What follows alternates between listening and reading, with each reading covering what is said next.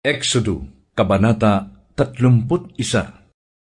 Sinabi ni Yahweh kay Moises, "Pinili ko si Bezalel na anak ni Uri, at apo ni Hur na mula sa lipi ni Huda.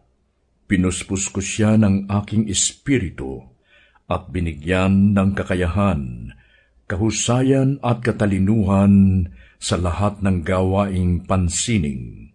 Ginawa ko ito upang makagawa siya ng magagandang disenyo at maiukit ito sa ginto, pilak o tanso. Gayon din, upang maging bihasa siya sa pagtabas ng mamahaling bato, mahusay sa paglilok at dalubhasa sa anumang gawaing pansining. Pinili ko rin para makatulong niya si Aholiab, anak ni Ahisamak, na mula naman sa lipi ni Dan. Binigyan ko rin ng kakayahan ang ibang mahuhusay na manggagawa, upang sila ang gumawa ng lahat ng iniuutos ko sa iyo. Sila ang gagawa ng toldang tipanan, ng kaban ng tipan, ng luklukan ng awa, at lahat ng kasangkapan sa tabernakulo. Sila rin ang gagawa ng mesang patungan ng handog na pagkaing butil, at ng lahat ng kagamitan nito, ng ilawang ginto at mga kagamitan nito, ng altar na sunugan ng insenso, ng altar na sunugan ng mga handog, at ang mga kasangkapan nito, ng palangganang hugasan, at ng patungan nito. Sila ang gagawa ng mga kasuotan ni Aaron at ng kanyang mga anak. Sila rin ang maghahalo ng langis na pampahid at ng insenso para sa dakong banal. Sundin mong lahat ang sinasabi kong ito sa iyo." Sinabi ni Yahweh kay Moises, "Sabihin mo sa mga Israelita na ipangilin ang araw ng pamamahinga, sapagkat ito ang magsisilbing palatandaan sa inyo at sa inyong mga salinlahi na kayo'y aking pinili para maging bayan ko. Ipangilin ninyo ang araw ng pamamahinga, sapagkat ito'y sagrado. Papatayin ang sinumang hindi magpahalaga rito, at ititiwalag ang sinumang magtrabaho sa araw na ito. 6 na araw kayong magtatrabaho, ngunit ang 7 araw ay araw ng ganap na pamamahinga at nakalaan para sa akin. Papatayin ang sinumang magtrabaho sa araw na iyon. Ipangingilin ito ng lahat ng inyong salinlahi bilang tanda ng tipan. Ito'y isang palatandaan ko at ng bansang Israel, at ito'y mananatili habang panahon. Sapagkat sa loob ng 6 na araw, nilikha ko ang langit at ang lupa, at nagpahinga ko sa 7 araw." Matapos sabihin ni Yahweh kay Moises ang lahat ng ito sa bundok ng Sinai, ibinigay niya rito ang 2 tapyas na batong kinasusulatan ng kautusan na si Yahweh mismo ang sumulat.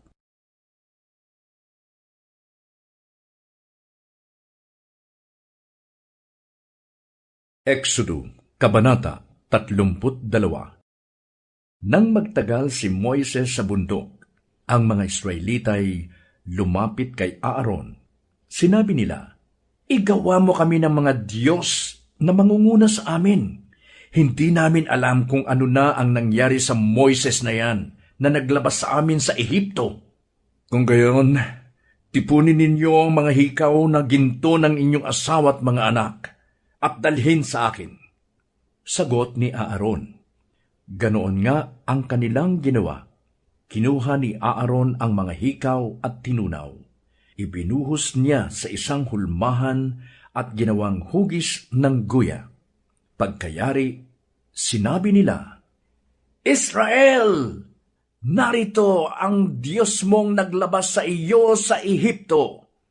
Nang ito'y makita ni Aaron, gumawa siya ng altar sa harap nito at sinabi sa mga tao, "Ipagpipista natin bukas si Yahweh." Kinabukasan, maaga silang bumangon at naghandog ng mga hayop at sinunog sa altar. Nagpatay pa sila ng hayop na kanilang pinagsalusaluhan. Sila'y nagpakabusog, nag-inuman at mahalay na nagkasayahan. Sinabi ni Yahweh kay Moises, "Balikan mo ngayon din ang mga Israelitang inilabas mo sa Ehipto, sapagkat itinakwil na nila ako. Tinalikdan nila agad ang mga utos ko. Gumawa sila ng guyang ginto. Iyon ang sinasamba nila ngayon at hinahandugan. Ang sabi nila'y, iyon ang Diyos na naglabas sa kanila sa Ehipto. Kilala ko ang mga taong yan at alam kong matitigas ang kanilang ulo. Hayaan mong lipulin ko sila, at ikaw at ang iyong lahi gagawin kong isang malaking bansa." Nagmakaawa si Moises kay Yahweh. "Huwag po! Huwag ninyong lilipulin ang mga taong inilabas ninyo sa Ehipto sa pamamagitan ng inyong dakilang kapangyarihan. Kapag nilipol ninyo sila, masasabi ng mga Ehipsyo na ang mga Israelita ay inilabas ninyo sa Ehipto upang lipulin sa kabundukan. Huwag na po kayong magalit sa kanila at huwag na ninyong ituloy ang inyong parusa sa kanila. Alalahanin ninyo ang mga lingkod ninyong sina Abraham, Isaac at Jacob. Ipinangako ninyo sa kanila na ang lahi nila'y pararamihing tulad ng mga bituin sa langit at magiging kanila habang panahon. Ang lupang ipinangako ninyo." Hindi nga itinuloy ni Yahweh ang balak na paglipol sa mga Israelita. Pagkaraan noon, si Moises ay bumalik mula sa bundok, dala ang 2 tapyas na batong kinasusulatan ng mga utos. Ang Diyos mismo ang gumawa ng 2 tapyas na bato at nag-ukit ng mga utos na nakasulat doon. Nang pabalik na sila, narinig ni Josue ang sigawan ng mga tao. Sinabi niya kay Moises, "May ingay ng labanan sa kampo." Ang naririnig ko'y hindi sigaw ng tagumpay o ng pagkatalo, kundi awitan, sagot ni Moises. Nang sila'y malapit na sa kampo, nakita ni Moises ang guya at ang mga taong nagsasayawan.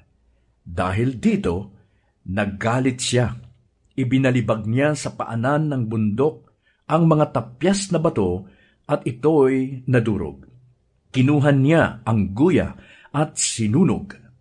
Pagkatapos, dinurog niya ito ng pino, saka ibinuho sa tubig at ipinainom sa mga Israelita. Hinarap niya si Aaron. "Ano bang ginawa nila sa iyo? At pumayag kang gawin ang malaking kasalanang ito?" Sumagot si Aaron, "Huwag ka nang magalit sa akin, kapatid ko. Alam mo naman kung gaano katigas ang kanilang ulo. Ayaw nilang paawat sa paggawa ng kasamaang ito. Sinabi nila sa akin na igawa ko sila ng mga Diyos na mangunguna sa kanila, sapagkat hindi raw nila alam kung ano na ang nangyari sa iyo. Kaya tinanong ko sila kung sino ang may ginto. Ibinigay naman nila sa akin ang mga alahas.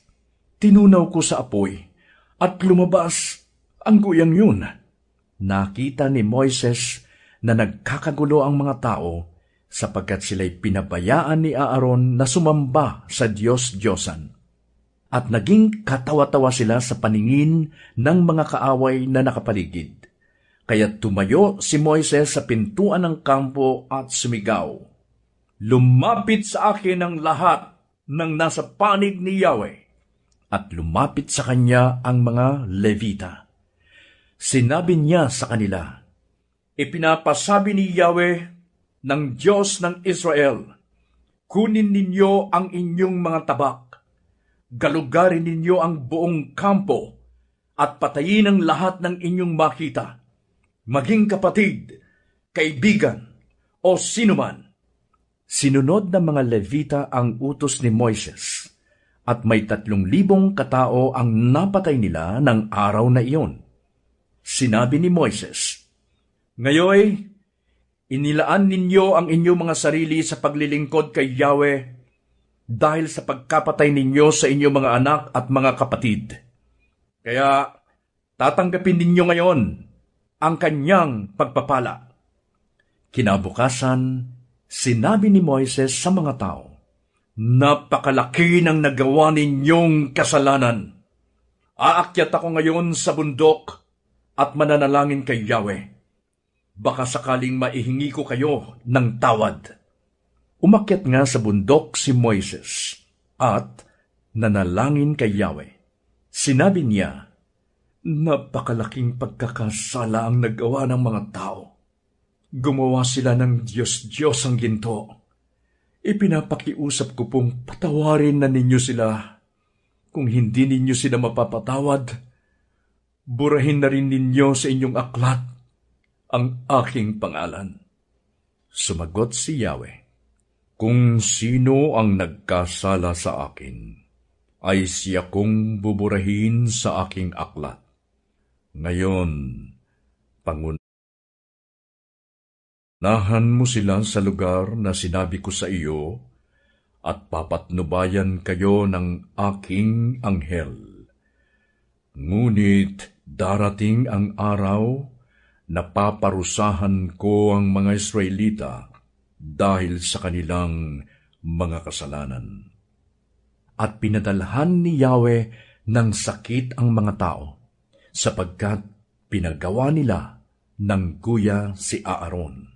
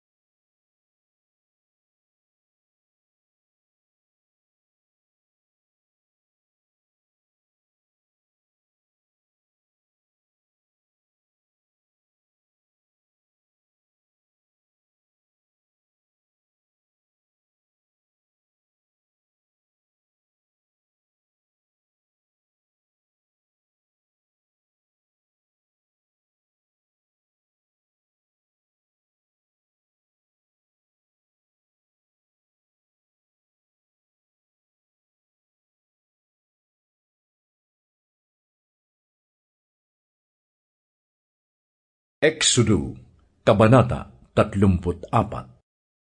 Sinabi ni Yahweh kay Moises, "Tumapyas ka ng 2 batong tulad noong una, at isusulat ko roon ang nasa mga tapyas na batong binasag mo.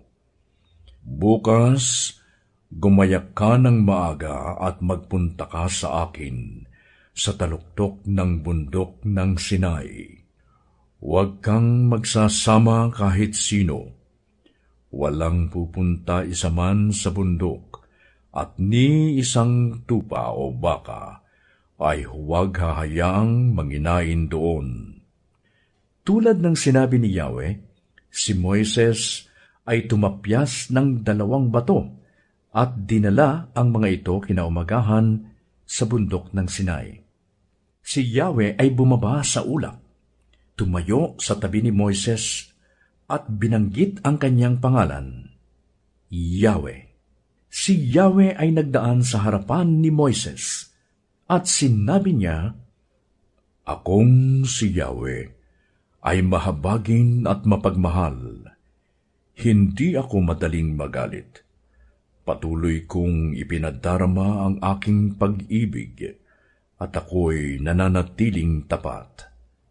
Tinutupad ko ang aking pangako maging sa libo-libo at patuloy kong ipinapatawad ang kanilang kasamaan, pagsuway at pagkakasala. Ngunit hindi ko pinalalampas ang kasalanan ng ama, at ang pagpaparusa ko'y hanggang sa 3 at 4 na salinlahi." At mabilis na lumuhod si Moises at sumamba kay Yahweh. Sinabi niya, "Kung talagang kinalulugdan ninyo ko, isinasamo kong samahan ninyo kami kahit na pumatigas ang ulo ng lahing ito. Patawarin na ninyo kami at tanggapin bilang inyong bayan." Sinabi ni Yahweh, "Makikipagkasundo akong muli sa bayang Israel. Sa harapan nilang lahat ay gagawa ako ng mga himalang hindi pa nangyayari sa daigdig kahit kailan. Dahil dito, makikita ng mga Israelita kung gaano ako kadakila. Sundin ninyo ang mga iniutos ko ngayon, at palalayasin ko sa pupuntahan ninyo ang mga Amoreo, Kananeo, Heteo, Perezeo, Hivita at mga Jebuseo. Huwag kayong gagawa ng kasunduan sa mga daratnan ninyo roon, sapagkat iyon ang magiging patibong na ikapapahamak ninyo. Sa halip, sirain ninyo ang kanilang mga altar. Durugin ninyo ang mga batong ginagamit nila sa kanilang pagsamba, at ibuwal ang mga haliging kinikilala nilang sagrado. Huwag kayong sasamba sa ibang Diyos, sapagkat akong si Yahweh ay mapanibughuing Diyos. Huwag kayong gagawa ng kasunduan sa mga taga roon. Baka mahikayat nila kayong kumain ng mga handog sa kanilang mga Diyos-Diyosan kapag sila'y sumasamba sa mga ito. Huwag ninyong hahayaan na ang mga anak ninyong lalaki ay mag-asawa ng babaeng taga roon. Baka mahikayat sila ng mga ito na maglingkod sa kanilang mga Diyos-Diyosan. Huwag kayong gagawa ng Diyos-Diyosang metal at sasamba sa mga ito. Ipagdiwang ninyo ang pista ng tinapay na walang pampalsa. Tulad ng sinabi ko sa inyo, 7 araw kayong kakain ng tinapay na walang pampaalsa sa unang buwan, sapagkat iyon ang buwan ng pag-alis ninyo sa Ehipto. Akin ang lahat ng panganay na lalaki, maging tao o hayop. Ang panganay na asno ay tutubusin ninyo ng tupa. Kung ayaw ninyong palitan, baliin ninyo ang leeg. Tutubusin din ninyo ng tupa ang mga panganay ninyong lalaki. Huwag kayong haharap sa akin ng walang dalang handog. 6 na araw kayong magtatrabaho. Ngunit sa 7 araw, kayo'y magpapahinga maging ito may panahon ng pagbubungkal ng lupa o ng pag-aani. Ipagdiriwang ninyo ang pista ng mga sanlinggo, ang unang pag-aani ng trigo, gayon din ang pista ng mga tolda tuwing matatapos ang taon. 3 beses isang taon, ang mga lalaking Israelita ay haharap sa Panginoong Yahweh, ang Diyos ng Israel. Kapag napalayas ko na ang mga taong daratnan ninyo at lubusan na ninyong nasakop ang kanilang lupain, wala nang sasalakay sa inyo sa mga araw na kayo'y haharap sa akin. Huwag ninyong sasamahan ng tinapay na may pampalsa ang hayop na iyahandog ninyo sa akin. Huwag din kayong magtitira ng anumang bahagi ng hayop na pinatay para sa pista ng Paskwa. Dadalhin ninyo bilang handog sa bahay ni Yahweh na inyong Diyos ang inyong mga pinakamainam na unang ani ng inyong bukirin. Huwag kayong maglalaga ng tupa o batang kambing sa gatas ng sarili nitong ina. Pagkatapos noon, sinabi niya kay Moises, "Isulat mo ang mga sinabi ko, sapagkat ito ang mga tuntunin ng pakikipagtipan ko sa iyo at sa Israel." Si Moises ay 40 araw at 40 gabing kasama ni Yahweh, hindi kumakain o umiinom.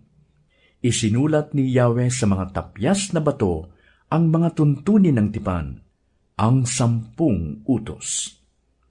Mula sa bundok ng Sinai, bumaba si Moises na dala ang 2 tapyas na batong kinasusulatan ng mga utos. Hindi niya namamalayan na dahil sa pakikipag-usap niya kay Yahweh, ay nagniningning pala ang kanyang mukha. Nang makita ito ni Aaron at ng mga Israelita, natakot silang lumapit.